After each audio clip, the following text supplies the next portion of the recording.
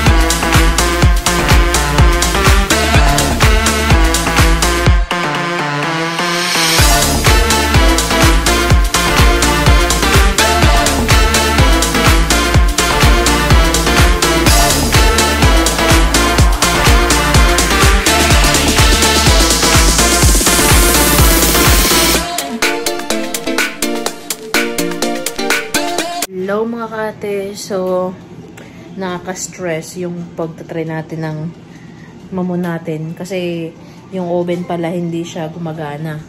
So ang nangyari is meron naman kami ditong air fryer, pwede dito mag-bake, tapos may isa akong oven, ito maliit lang, pwede dito. So first try natin is medyo fail ngayon sa paggagawa ng ating mamon. So, let's see mamaya kung maluluto ba to. Dito sa isa, nilagay ko na lang siya sa lanera. Itatry natin kung mag-work or hindi, di ba? Hindi ko naman na-check na yung oven pala namin is hindi pala gumagana.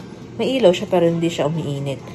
So, mamaya titingnan natin kung anong kakalabasan nito ating ginawa. Medyo naluluto naman siya.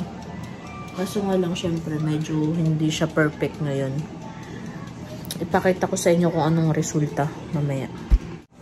Hello mga kate. So, update tayo sa ating niluluto. Medyo umawas yung isa. Kasi, napapuno ata yung ginawa ko kanina.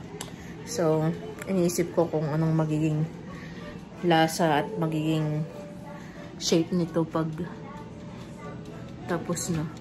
Pero yung tatlo sa likod naman is naluluto na siya. Buti na lang, may ganito kami dito. Itong oven na ito. Kasi pwede pala siyang magluto ng mga muffins na lang, pero hindi mga cake. Kasi yung aming oven is nasira. Hindi naman siya sira, hindi lang gumagana. So, let's see mamaya. Malapit nang maluto itong isa dito sa may air fryer. Titingnan natin kung anong kakalabasan. Kasi hindi ko na kasi siya makita kanina. Tapos na. Ayun, nasunog. See? Not bad for first timer. Pero sunog. Pero yung tatlo, medyo okay. So, titingnan namin kung luto na. Luto. Yung kinalabasan ng ating first try. Not bad. Ha? Maganda naman. Yun lang yung vlog natin for today, yung ating baking 101. Pero tatry natin next time kung ano naman ang ating ibibig. Ang pwede lang pala mga kate na bake doon ay muffins lang, mga muffins. Hindi siya pwedeng cake.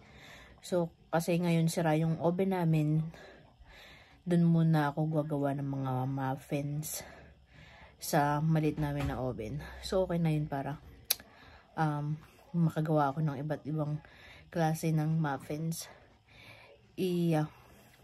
Vlog ko na lang ulit mga kate kung kailan ulit ako magbibake.